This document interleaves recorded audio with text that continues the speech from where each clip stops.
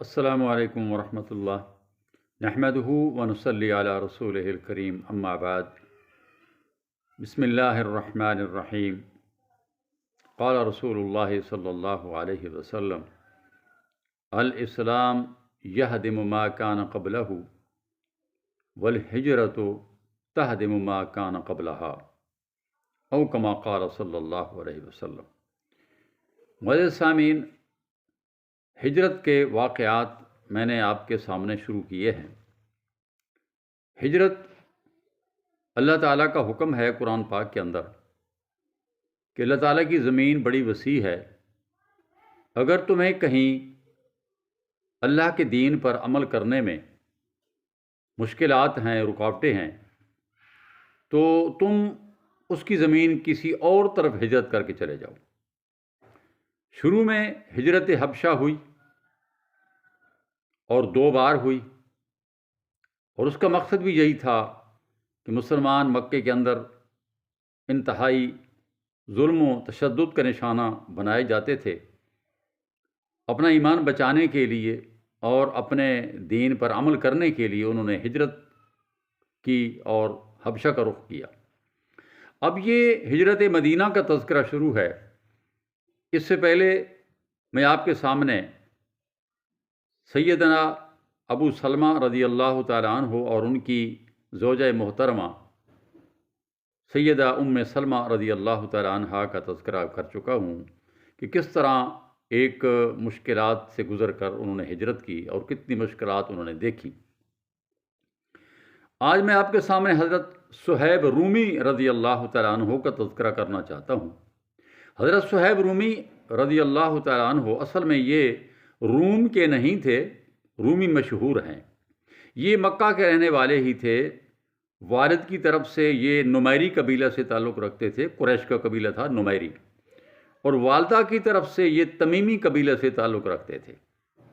یہ مکہ کے باسی تھے، لیکن کسی مرور زمانہ کے تحت یہ رومیوں کے ہاتھ لگ گئے اور یہ وہاں پر غلامی کی زندگی بسر کرنے لگے، اور یہ تڑپ ان کے دل کے اندر رہی کہ میں کبھی اپنے مادر وطن مکہ مکرمہ میں واپس لوٹ جاؤں، موقع کی تلاش میں تھے۔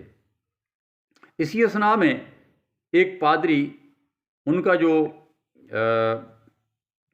صہیب رومی رضی اللہ تعالیٰ عنہ کا جو مالک تھا، جس کے ہاں آپ غلام تھے، کیونکہ یہ غلام در غلام بکتے گئے، تو حضرت صہیب رومی رضی اللہ تعالیٰ عنہ فرماتے ہیں کہ ایک پادری آیا میرے مالک کے پاس، تو اس نے ایک خبر دی کہ عنقریب مکہ معظمہ کے اندر ایک شخص جو اس امت کا، انسانوں کا آخری نبی ہوگا، وہ عنقریب آنے والا ہے، اور اس کا جو پیدائش ہے اس کی وہ مکہ معظمہ میں ہوگی، مکہ میں ہوگی، اور ہجرت کے لیے وہ مدینہ ہجرت کر کے جائیں گے۔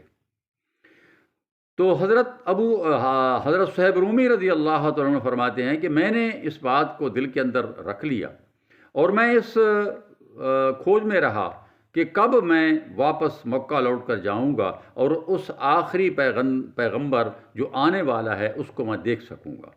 تو اللہ تعالیٰ نے میرے لیے راستہ بنا دیا۔ ایک مرتبہ میں کسی طریقہ سے میں اپنے مالک سے بھاگ نکلا تو میں مکہ پہنچ گیا۔ تو اس لیے ان کو رومی کہا جاتا ہے، حالانکہ یہ مکی تھے۔ صہیب رومی رضی اللہ تعالیٰ عنہ جب ہجرت کرنے لگے تو ہجرت کرتے وقت لوگوں نے اس کو روکا۔ یہ عبداللہ بن جدعان جو مکے کا بڑا رئیس تھا، اس کے ساتھ تجارت کرتے تھے، تو بڑے مالدار ہو گئے تھے۔ اہل مکہ کا زیادہ تر انحصار تجارت پر تھا، تو یہ بڑے مالدار ہو گئے۔ تو جب یہ ہجرت کرنے لگے تو مکے والوں نے کہا کہ صہیب، تو اگر جاتا ہے تو اکیلا اپنی صرف جان کو لے کے جا سکتا ہے، جو مال تم نے یہاں کمایا ہے ہم تم سے وہ مال سارا کا سارا لے لیں گے، وہ مال تم ساتھ لے کر نہیں جا سکتے ہو۔ حضرت صہیب نے کہا اگر تم میری جان بخشی کرتے ہو مال کے بدلے، اور میں اپنا دین بچانے کے لیے میں مدینہ منورہ محمد الرسول اللہ صلی اللہ علیہ وسلم کے اس علاقہ میں جہاں آپ نے ہجرت کرنی ہے، اگر وہاں پہنچ سکتا ہوں تو مجھے اس میں کوئی تردد نہیں ہے، تم مجھ سے سارا مال لے لو لیکن مجھے ہجرت کرنے دو۔ تو اہل مکہ نے اس سے سارا مال لے لیا اور یہ تنہا بغیر کسی مال و سبب کے یہ ہجرت کر کے مدینہ پہنچ گئے۔ یہ چاندے کہ میں آپ کے سامنے ہجرت کی کچھ جھلکیاں آپ کہیں یا کچھ واقعات کہیں، یہ آپ کے سامنے میں اس لیے رکھ رہا ہوں کہ ایک ہجرت انڈیا سے پاکستان کی طرف بھی ہوئی تھی، اس ہجرت کو بھی ہم نے مد نظر رکھنا ہے، جس کا تذکرہ میں پہلے کر چکا ہوں۔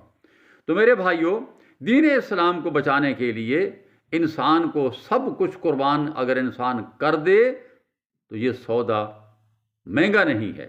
جب صہیب رومی رضی اللہ تعالیٰ عنہ بچا کر اپنا سب کچھ چھوڑ کر مدینہ پہنچ گئے، محمد الرسول اللہ صلی اللہ علیہ وسلم کو اس کا علم ہوا تو آپ نے فرمایا صہیب نے جو سودا کیا ہے یہ بہت اچھا سودا کیا ہے کہ اس نے مال تو دے دیا لیکن اپنے ایمان کو بچا لیا۔ اللہ تعالی ہم سب کو ایمان پر قائم رکھے، ایمان پر ہمارا خاتمہ فرمائے، آمین۔ وما علی الا البلاغ، وآخر دعوانا الحمد للہ رب العالمین۔